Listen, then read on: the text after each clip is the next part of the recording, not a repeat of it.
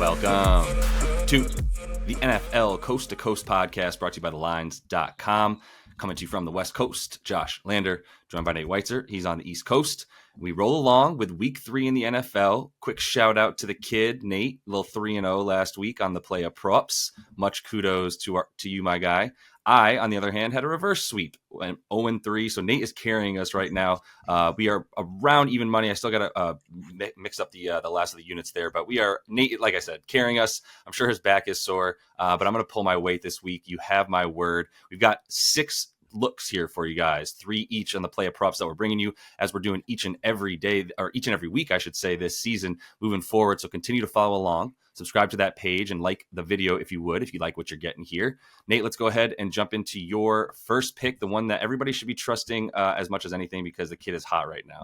It's easy Pickens, Josh. It's George Pickens. I bet at 49.5 receiving yards, expecting it to go up a little. And it's gone down now at 44.5 receiving yards, as if the market expects the Steelers and Chargers are going to hand the ball off 45 times, and there's going to be only like 5 throws attempted in this entire game. Like, that's what the number suggests, because George Pickens is such a target hog in this offense. Like, any kind of valuable target is going down the field to George Pickens.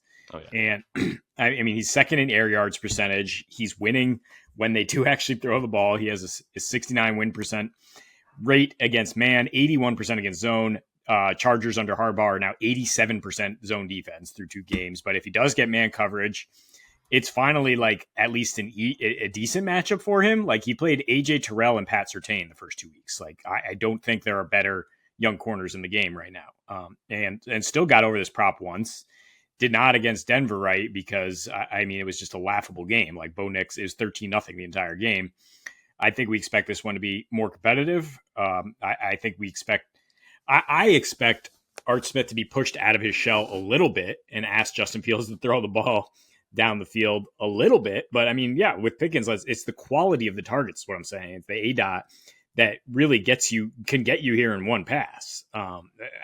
But even if it doesn't, like, I think he's looking at more targets than we saw in the last 2 games, because Asante Samuel, like, okay, Christian Fulton, not so much in terms of the Chargers corners on the outside, and they're going to play a lot of zone, and they're going to start to key in on Pittsburgh of what they've done the last 2 weeks, which is to say been extremely conservative and dare Justin Fields to like make a play down the field. So I love targeting Pickens here. I think you should be trying to trade for him in fantasy if you can, because I think he's going to have a big second half, or after these first few weeks, I think he's eventually going to kind of take off as a true wide receiver 1. Fully in agreement here. George Pickens, by the way, I do have him in fantasy, so I'm glad you shouted that out.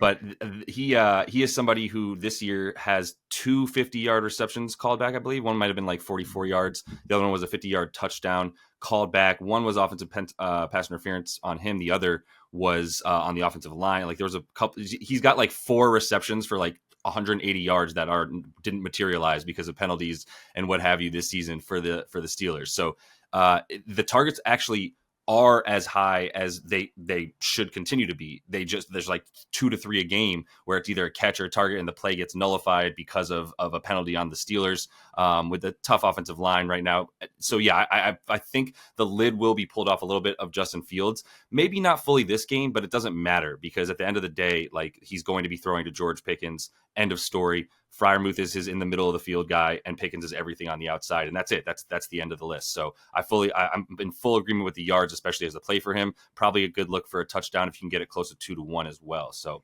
I'm going to go with someone who, I mean, was easily my favorite bet of the week until he ran a route and pulled up with a hamstring injury. And so now I'm not really sure about George Kittle, but he would be my preferred play here. I think if he does play, he's a better bet than Brandon Ayuk. If he doesn't play, Brandon Ayuk is a great play. So that's kind of how I have to caveat all this. But Kittle, I mean, his core line is at 50.5. I'm great with over 69.5. Nice for 2-1 on Caesar for him to get the 70 yards. His core prop, like I said, if he gets 51, that's great. In this season already, he's played playing the Vikings was actually very helpful for him. They were atrocious against tight ends so far. More on that to come. But he's on the season now. He's at 5.5 catches, 58 receiving yards. He had the 7 catches against the Vikes last week. The other thing here is, so he's already at over his core receiving prop. He's been involved in the offense. up until just a random freak thing, he was completely healthy. So that's why it's annoying. But in the 7 games without Deebo Samuel, who we should all know at this point is out for a bit, without Deebo now, 7 games over the last 3 years, 8 targets, 5.7 catches, 88.4 yards per game. And he also has 8 tutties in that time frame. So I think he's a good look for anytime touchdown as well. I believe he has a better number than than Ayuk for that as well, if you like the touchdown. But he's very involved. He's out there all the time anyway, because he's the best blocking tight end in the league, as well as a top 5 receiving tight end, and probably top 3 runner after the catch for a tight end, because he's mean with the ball in his hands. So I love the participation. He has been running routes as well, which is nice, because they haven't needed quite as much help on the offensive line as they did at times last year, where they had a couple injuries. So they are healthy there now. And he's playing against the Rams, but I think this just really speaks to things. First of all, Rams are giving up the 3rd most yards to tight ends this season. They were also bad last season, gave up the 4th most yards. So they didn't fix that problem, that's for sure. But then the other thing I want to talk about was last September when they played the Rams, and he had Deebo and CMC in there. By the way, we all know CMC's out as well. That shouldn't have to be stated, because the 3rd week, and he's not coming back for at least another 3 or 4. So those 2 dudes just ate up everything in the middle of the field, where George Kittle also lives. Not that they're afraid to really even line him up in the slot and have him go to the out route, but he does live in the middle of the field when he's on the line, which is very consistently. Deebo got 9 targets. He had 6 receptions. He also had 5 carries. CMC had 20 carries. He also had 5 targets. So that, there's like 50 plays or 45 plays where they're just strictly looking for Deebo or Christian McCaffrey. With both those dudes out, I want the guy that dominates the middle of the field against this Rams defense. But like I said, if he's out and you're talking about Brandon Ayuk, don't even worry about whatever stats I could give you about how well Ayuk plays or does against the Rams, or how bad the Rams are at covering corners. Just know that he's the number 1, number 2 target. It's just he and Juwan Jennings at that point, and might even see some Kyle Juszczyk involved in the pass game at that point. Yeah, I think you're right to take an alt here for Kittle, because he is so boom bust. We're probably looking at 80 yards or 30 yards. Like, I don't think there's a middle ground really from what we've seen in terms of his involvement. I'm nervous that I see like Jordan Mason props at like 110 yards, which I wanted to fade. Like, that is absurd. But it might indicate that the Rams front 7 is banged up and the worst in the league right now, and that the Niners could just be in control of this game throughout, and Kittle's out there blocking and not getting you anything that way. But definitely watch the injury report. I would look at Juwan Jennings for receptions if Kittle is out or not. I don't know if I can trust Ayuk yet after missing all of camp. We saw the rust in the first game, and I don't know where he's going to be at in terms of like hogging targets. But I just, if it wasn't Sean McVay, I'd be like, Niners are going to just dominate this game. But I don't know really what to expect with this divisional game. I much prefer the Kittle bet. Vibes are not super high in the Bay Area on the side of football things right now. So that's definitely something to keep in mind. One negatively correlated same game parlay to the point about Jordan Mason. I could still easily see him getting into the end zone. If you parlay that with under his yards, could be looking at something there. Might even be like an under rushing receiving yards parlayed with him to get a tutty, get a little bit of the negative correlation there. Should get you about plus 220 or so, according to the parlay calculators. Yeah, I like that. All right, going back to a week 1 fade here. Caleb Williams under 215.5 passing yards. That's a FanDuel. I mean, it's 212 other places, but once again, it's been bet up like it was in week 1, and don't really understand why. I think people assume that the Colts defense is just awful because they've been awful against the run, first of all. So I expect the Bears, like they've been doing, to try to protect Caleb Williams. We're talking 31st in adjusted yards per attempt so far for the rookie. Protect him by just running the ball if they can, and getting started that way. But I think when he does throw, he's going to be kind of lost once again. I mean, say what you will about Gus Bradley, but he knows how to dial up pressure and play zone. In terms of with his personnel there as the Colts DC. So, I mean, Caleb has a 50% completion rate against zone right now, and horrific numbers when he's pressured, dating back to USC, like absolutely horrific. He pressured on 23 of 48 dropbacks, so basically half the dropbacks in Houston last week, took 7 sacks. He started well because they were just doing the quick hitter game, right? 91 yards in the first half, still did not get to 200, not even really close. As Houston kind of keyed in on that in the second half, picked him off twice. I think the Colts, I believe in the Colts coaching. I really like Colts -1.5, I think, as maybe the best bet on Sunday here because they're coming home 0-2, desperate team against a less desperate team. And even without DeForest Buckner, I think the home crowd here and a pretty good front four, a team that had the fourth highest sack rate last year, is going to be all over Caleb Williams. And I just don't expect him to have much success. I think the Colts coaches will be able to adjust after getting run all over in Green Bay, and they should be able to win this game. Yeah, I mean, they burned me last week. That was a noob call, but I mean, they still probably could have done better scheming against Malik Willis. So whatever. But I'm with you now. I mean, Caleb Williams definitely a better quarterback. It's tough to say than Malik Willis. I know he's going through some of the growing pains, but to your point, they're keeping the lid on him, and that's going to be, they've won the game that they won. He stopped making mistakes in the second half. The game that they almost won, he really didn't make very many mistakes, but he's not taking any risks. So there's not much belief in his ability to get yards, especially maybe some more dink and dunk stuff. But Keenan Allen still doesn't look like he's back. To your point, I think this is still a good look for sure. So let me get to my second play, another tight end that I'm looking at, because Dalton Schultz, I think we're just getting a ton of value with. I know he's been really bad this year, but what brought this to my attention for Schultz, over 2.5 receptions in this one, what brought my attention to that bet was when I saw the injury report and Brevin Jordan is out.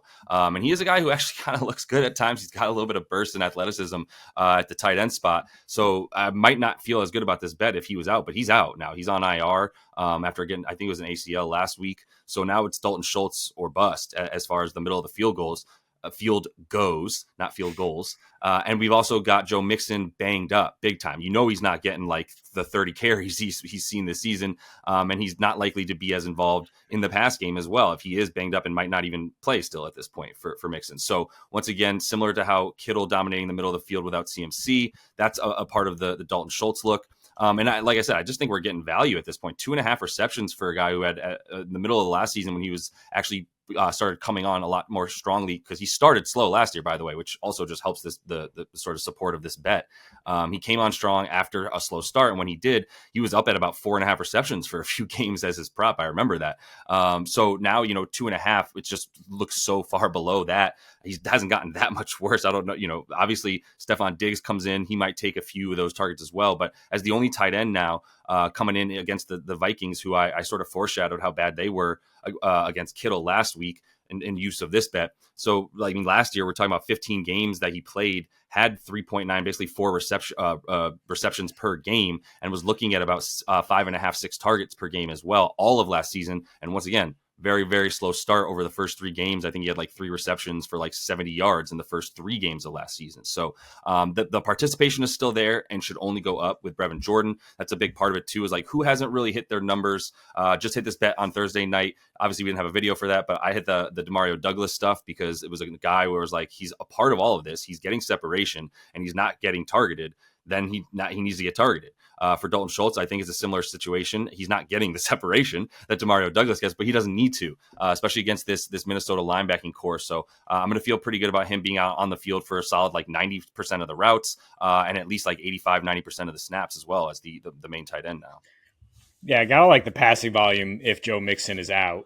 So while there's a lot of mouths to feed here in that passing game, I think Schultz, 3 receptions is pretty low bar. And we'll see if Brian Flores, not blitzing as much as he was last year. So I think that's actually that's also a positive here for getting your tight end out, maybe right into some soft zone looks or whatever. As CJ, not really a guy who's going to get rattled by the blitz. So I think maybe Flores does kind of sit back and try to take away those explosives, and we get more Dalton Schultz action. Yep. So let's close it out with Monday night here. Bengals are -7.5 at home against Washington, and I'm going to play that from a props angle by saying Zach Moss over 13.5 rushing attempts, -108. Full unit there. I think half unit on him to get over 10 rushing yards in the first quarter as the Bengals just come out and just kind of smack this team around, right? 0-2 team that just went toe-to-toe, should have beat the Chiefs.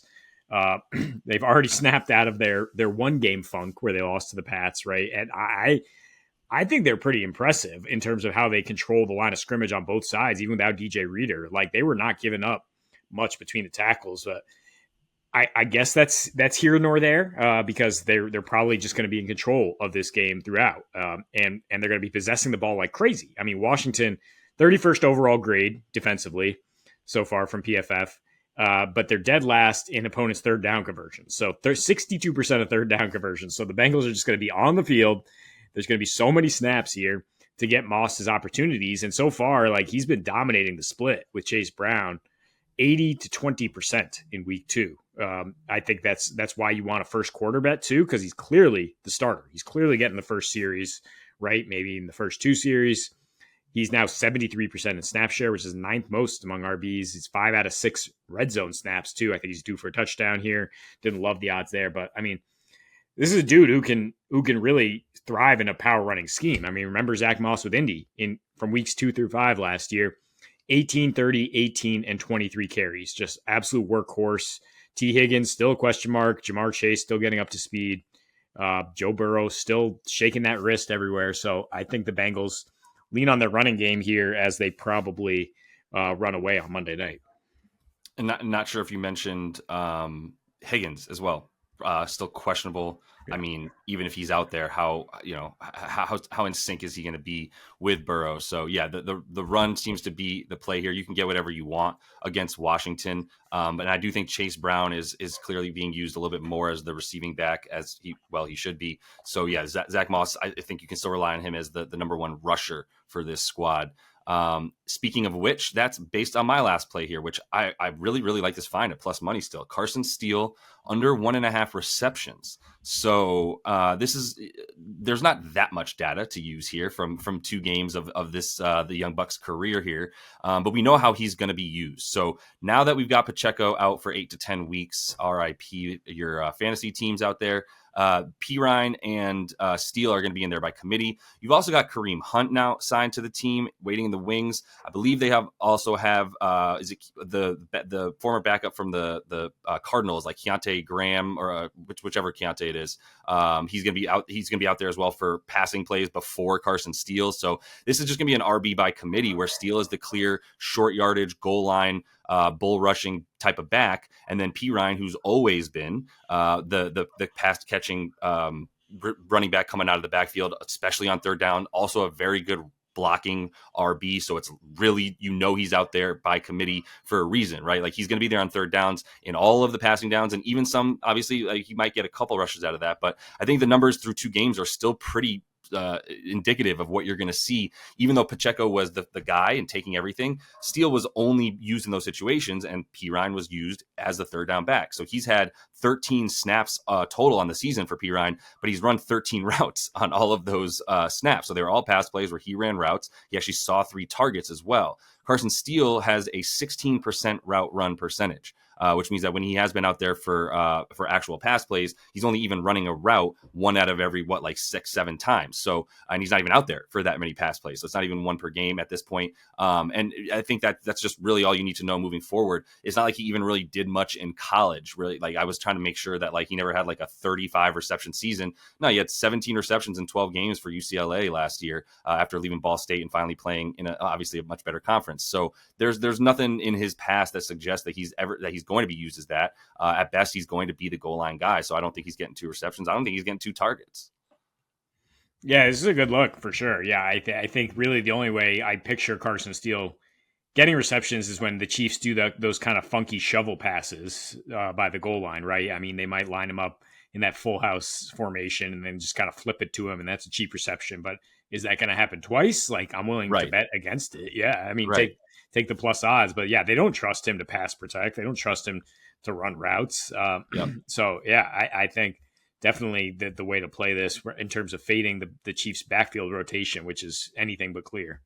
Right. Yeah, 100%. So, yeah, we're in agreement on that one. Really like that find. Sorry for saving for last. Maybe I should have led with it. But I also love the Kittle stuff. Kittle 2 touchdowns is plus 1,300 if he plays. But now with the hammy, you got to be a little bit more conservative. I get that. But either way, that is all the time we have for you guys in week 3. So definitely continue to follow along. Subscribe to that page and like the video if you would. We'll be back next week to improve upon this record. I promise. Nate, just keep it going. And until we see you then, happy betting. Stop